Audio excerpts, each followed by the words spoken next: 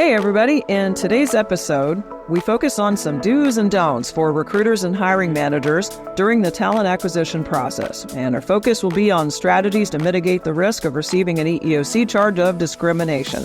Welcome to the HR Investigations Podcast, exploring the issues, challenges, strategies, and solutions. Sponsored by RPCHR and hosted by Natalie Ivy, an HR consultant, licensed PI, and author of the best-selling book, How to Conduct Internal Investigations, a practical guide for human resource professionals. And now, here's Natalie. Hey everybody, welcome to today's show. Today, I'm going to delve into some do's and don'ts in the hiring process.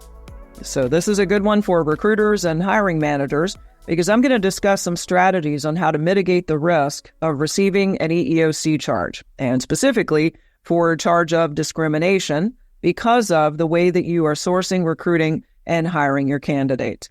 So let's get started with a discussion about sourcing candidates. So what exactly is sourcing? Well, sourcing is going out to find it, not unlike you would be sourcing for provisions. If you need to go collect items for a backyard barbecue, you have to source the buns, you have to source the hot dogs, you have to source the corn on the cob, right? You have to go source it. So you're going to think about, well, which store am I going to go to that's going to have those supplies? Well, it's really quite simplistic, if you will, when you look at it that way. But when we're talking about candidates, what happens sometimes is not unlike the way we are when we grocery shop. You know, oh, well, if I go to Aldi, as an example, one of my favorite stores, I know that they're going to have the freshest produce. And so because that's been successful, I'm going to continue to go back to Aldi. So a lot of recruiters have that same type of philosophy in sourcing. Well, obviously, if that last job fair was very successful, I'm going to continue to do that one. Or if I know going to this particular university, I've been very successful in the past at getting candidates. Sure, it's kind of like going back to the well that produces. Here's the thing, though. We've got to be very careful about the sourcing strategy because when you continue to go back to that same well, over time, what happens is your applicant pool tends to kind of look the same. And so what you're doing is not necessarily attracting a very diverse group of candidates. So that's already kind of problem number one.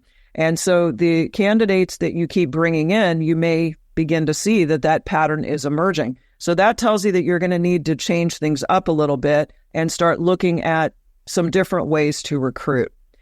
So obviously, everybody today in the current environment is struggling with filling positions with highly qualified candidates, and it can sometimes feel like finding the proverbial needle in a haystack. I understand. I hear it from our clients here at RPC all the time. Nevertheless, what you have to do is have an overall strategy to source your candidates from a variety of sources. And it also is important that you have kind of what I call a 50,000-foot level strategy for talent acquisition. All right, so recruiting is the very immediate, hey, we have to fill this position by X date. And, you know, the hiring manager is kind of breathing down my neck. I've got to have a person starting by X date. Understand. Talent acquisition is more of that 50,000-foot level where we're really thinking about not only what the organization needs right in the moment, but also what do we need in the future. And this is something that larger organizations do a great job of, but the small to even medium-sized companies were not always so good at having that kind of longer-term strategy. And so then what happens is we have a little bit more of the panic, and we'll go back to those same sources. And it doesn't even give us time to get creative with how we might be able to increase our applicant flow from a variety of different sources, right? So that's the first step. You've got to have your executives on the same page with you and give you also a longer forecast of the pipeline of talent that you're going to need, all right? So maybe that's a different podcast where you have to talk about that. But that's kind of the one thing that I see a lot of is we've got to get an overall strategy. So we're not doing this, everything is an emergency, have to hire. All right, so when it comes to sourcing, going back to the same well that produces, it can help you fill some roles, yes, but what do your candidates look like? And when I say look like, I'm not talking about just facial features or that sort of thing. What I'm talking about is, are they coming from the same schools? Are they coming from the same geographic area? You're needing to really take a look at these candidates, and after a while, what you're going to start to see is even the demographic data, it's going to start being a pattern of one after the other. So what you're seeing is, again, not a diverse pool of candidates. Best practice is get creative. Start sourcing outside your own geographic backyard. And let me give you a perfect example. A friend of mine used to recruit, she's retired now, she used to recruit professional talent for a hospital in Alaska, specifically in the Ketchikan area. One of the things that we talked about, and she consulted with us on her struggles. I mean, she was really struggling seriously in finding anesthesiologists, respiratory therapists, and other professional positions. Well, what was her barrier? It's Alaska. It's cold there, and I'm from Florida. You know, those of you who listen to my podcast know I'm in the Daytona Beach, greater Orlando area. And so the notion of a job in Alaska is kind of not super appealing to me and other people who may live in warmer climates. Well, here's the thing. Ketchikan is not like Nome, Alaska, where it's 50 below. Ketchikan has a climate that's not unlike the Pacific Northwest, like a Seattle or Portland. All right, so what she was doing, though, was continuing to just source, guess where? In the Pacific Northwest. Well, why? Because the climate was, pretty much similar, and that's the mainland, United States, and she was trying to find candidates from there as well as even in Alaska, and she was coming up short. So obviously that strategy is not working. So the old saying, if you keep doing what you're doing, you're going to get what you always got. So we sat down and had a conversation and I said to her, well, what do you think about sourcing candidates from other geographic areas? She said, oh, I don't know. I don't know if I'd have the budget for that. So what do you mean you don't have the budget? And one thing led to another. And I said, whatever your costs are in the Pacific Northwest, you're obviously wasting some money there. And I said, what about paying a relo? And that was where the issue was. And I said, if you look at what you're spending on sourcing candidates and over again spending money on these different posts and your job fairs and spending money with recruiters that are just not producing for you in that market, then go to another market, right? This is like they're out of your favorite avocados at Aldi. Let's go over to Publix or Safeway, right? That's what we've got to do. One thing led to another, and we had a great conversation also around marketing. And I said, get with your marketing team. I'm sure they have a lot of really great ideas on what your booth could look like, a nice trade show booth.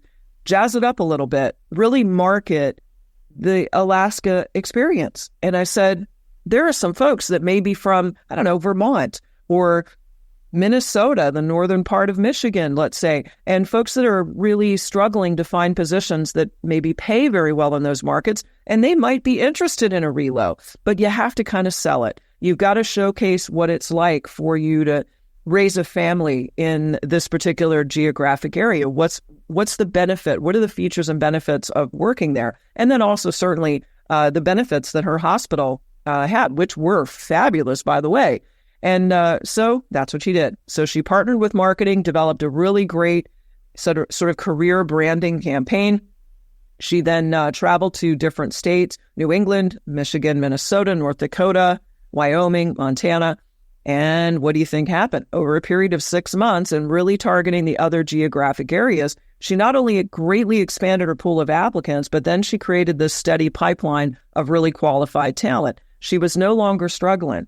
And she went from feeling like, oh man, this is just really a struggle and a grind to just try to fill these open recs, to suddenly now she had that pipeline. Now it was really perceived as being very, very desirable to go to Ketchikan. And quite frankly, it really is. It's a really cool area. Look, if you've never been to Alaska, it's got to be a bucket list thing. Let me just tell you, I've been all over the world and I can't even tell you how much I loved Alaska. I could go on for an entire afternoon about how beautiful it is there. And also just the people are just amazing.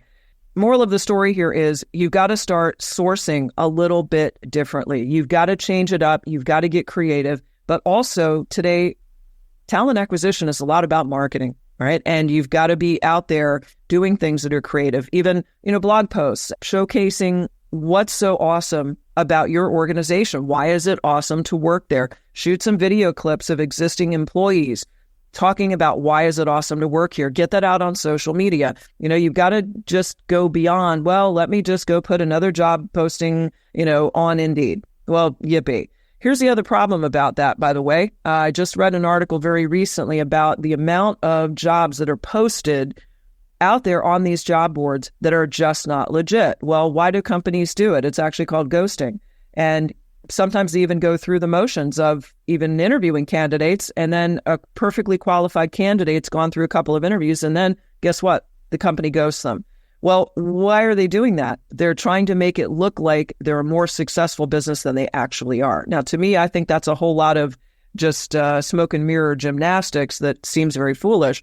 But this is also a frustration with a lot of candidates today because they're out there, they're looking for a job, and they're wasting time on postings that may not even be legit. So I'm just saying, yeah, job boards are fabulous, but we've got to get more creative at sourcing, and also from the standpoint of attracting a more diverse pool of candidates, right? And that's a good risk mitigation strategy for appearing like you're being discriminatory against certain protected characteristics. So now let's move on and let's talk a little bit about AI. All right, so we're hearing a whole lot about this. My assistant just got back from the SHRM conference, and everything was sort of AI this and AI that. All right, if you're going to use AI, first of all, you have to define your goals. It should be used for strategic purposes, not because it's trendy. And using the tool, it does have some benefits. It does have some limitations. So let's talk about some of the pros. The productivity. Using like ChatGPT, I use it in our business every day. It helps me in creation of job descriptions. It helps me in formulating just sometimes even strategy and ways to say things. And it really is quite nice in terms of taking shortcuts. From the standpoint of using it for screening candidates, however, you've got to be really careful. Here's an example. What if you had a particular candidate that had applied for one of your open positions, and that candidate was out of the job market for 6 months? Well, your screening tool, the AI, is now going to comb over that and say, "Whoop, nope, that's a knockout factor. That's 6 months. Nope, too big of a gap. Moving on, next candidate." Well, what do you think the problem is there? That's a bias that is now baked into your code. That's an issue.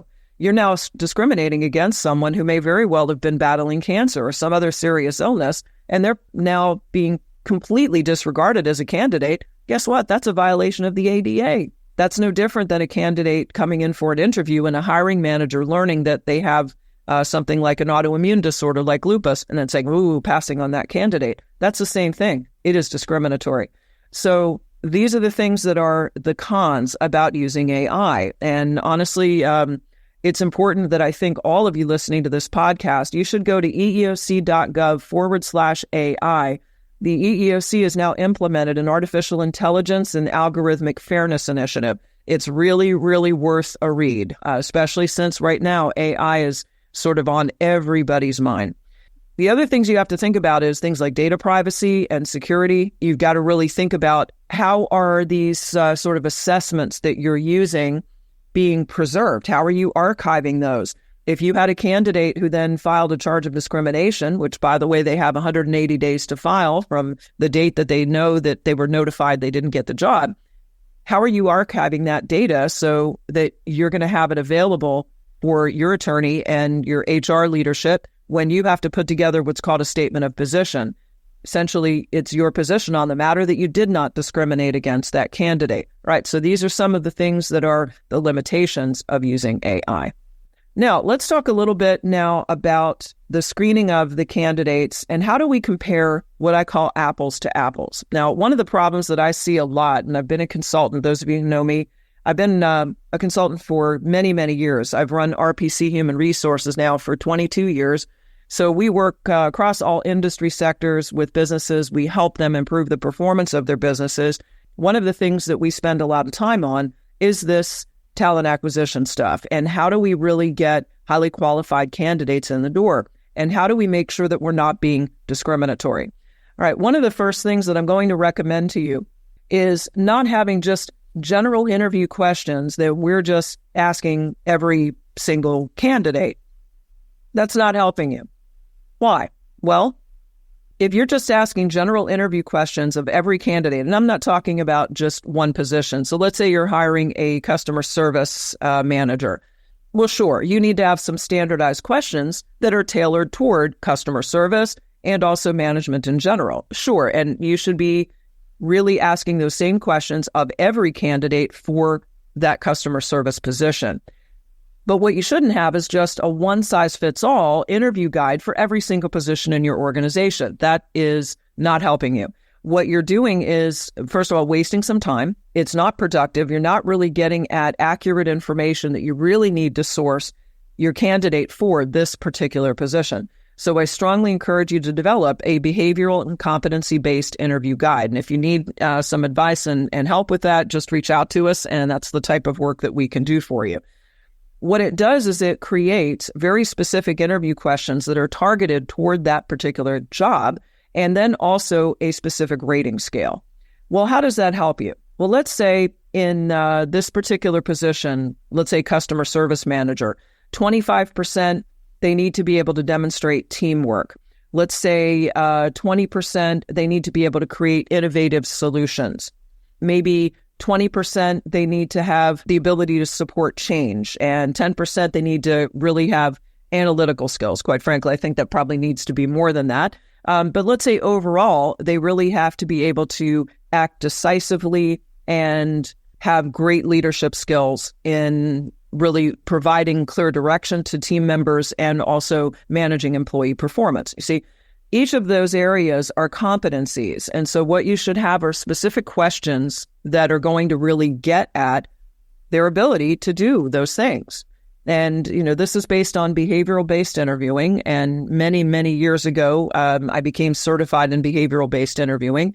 And so a lot of other businesses have expanded in using this type of interviewing strategy. The premise is that past behavior generally is going to equal future behavior. So if you're asking questions of the candidate that are very targeted toward those competencies for that position, you're generally going to be able to sort of dip into their background to see how they behaved, if you will, on their last job. And then unless there's been some sort of significant training intervention from the last job to this job, chances are they are going to duplicate the same behavior for you. So then what you do is ask interview questions, let's say 3 or 4 questions per competency area, and then score it.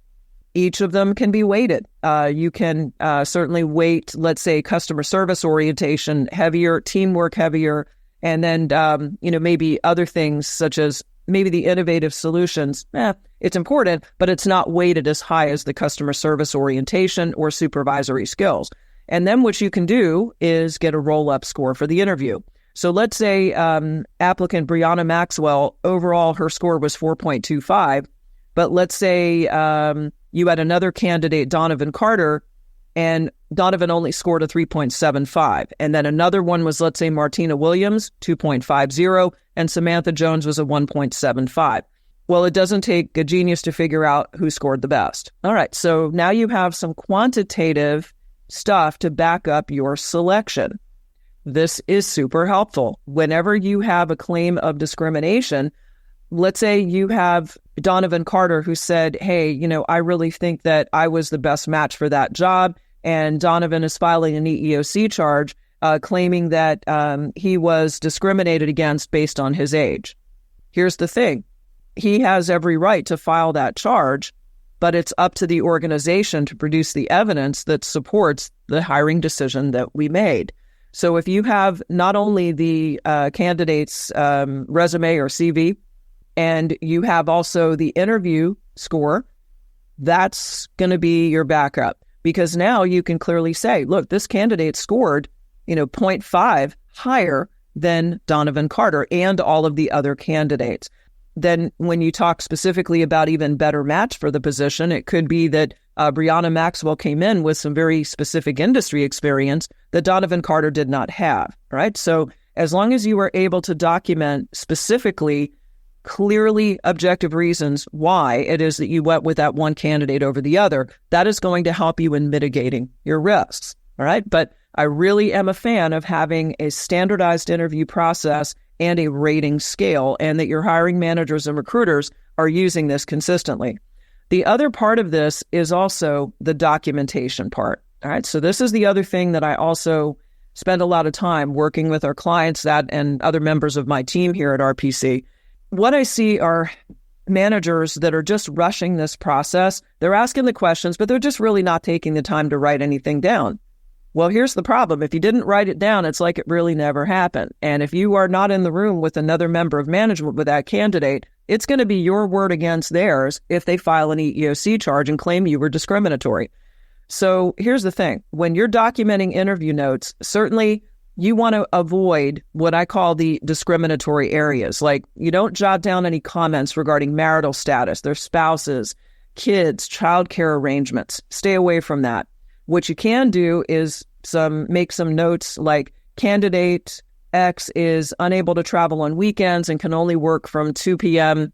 Until 2 p.m. on Fridays, right? Or candidates only interested in flexible work hours, and this position requires Monday through Friday, 8 to 5, right? That's the legal way to do it, but making remarks regarding marital status and other things, you're going to be running afoul of EEO laws. The other thing is never, ever write on the resume or the application. It's one thing to put a Post-it note, interview 2 o'clock, and put that on the resume or the application, sure, but never, ever write on it, because those can actually become discoverable if you're in litigation. So you don't never make any comments regarding racial background, nationality, their place of birth, religions, any holidays they celebrate, churches they attend. Stay away from that. Anything that indicates whether the candidate rents or owns their own home, right? It's one thing to jot down like candidate provided new address and phone number, right? That may be different from the time that she applied. That's completely fine. You certainly don't indicate anything such as male or female or any kind of physical attributes. Jotting down clothing, right? Don't go there.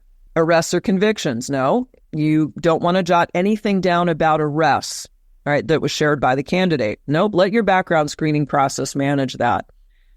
Because you could have someone who got arrested, but then they were never actually charged with a crime, right? It happens, right? Sometimes there are even mistakes that get made with individuals who are arrested. So don't jot that down. What you can do is jot down, let's say, candidate discussed a conviction for selling cocaine in March 2016. Let's say served 2 years in jail, and then jot down, presents a risk for this position in X department because of the specific job duties, and that would make this candidate unsuitable. Yes, those are notes that you could certainly jot down. But you don't get into anything such as national origin. What you can say is the candidate is eligible to work in the U.S., right? That's fine. You stay away from any kind of anecdotal comments such as assistive devices or medications. Don't jot down anything regarding height or weight, right? None of that. What you do want to jot down is something like candidate requires an ergonomic workstation and keyboard to work on the computer for more than 15 minutes at a time. That's okay to jot down, but you don't want to jot down any other remarks regarding their disability. Certainly, you don't want to jot down anything such as, wow, candidate was a little bit graying at the temples, or that the candidate belongs to a particular age group, particularly if they mentioned that they live in an over 55 community that is nearby, things like that. Nope. What you can jot down is candidate indicated he is able to prove he's over 18, or let's say over 21, perhaps for a position that might be serving alcohol in a food service environment, something like that. All right, so there you have it. Those are some best practices on how to mitigate risks. I hope that this has been a bit insightful for you and that you got some good takeaways. So that's it for me today. I will see you again on the HR Investigations podcast. See ya. Thanks for joining us today on the HR Investigations podcast. Be sure to subscribe, like, and share the show with any colleagues who will benefit from our strategies and solutions. For free bonus resources, simply visit hr-investigations.com. And remember, if you'd like some help with improving your investigative skills, or if your organization is in need of an external investigator to help with a case, please get in touch with us. Thanks for listening, and we'll see you in the next episode.